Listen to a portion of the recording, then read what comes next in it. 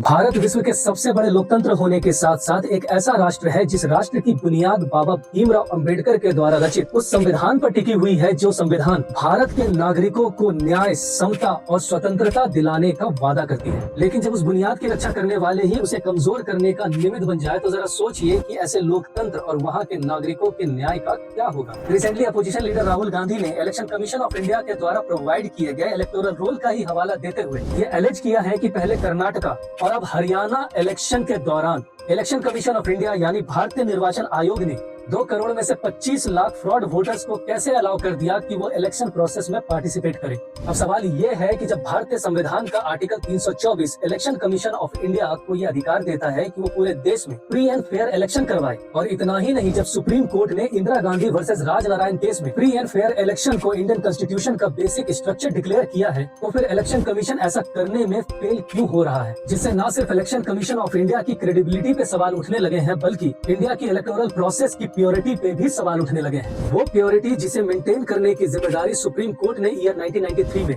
Election commission of India versus state of Tamil Nadu and others case में election commission of India को सौंपी थी। इस पूरे वोट चोरी मामले में आपकी क्या राय है, कमेंट करके बताएं।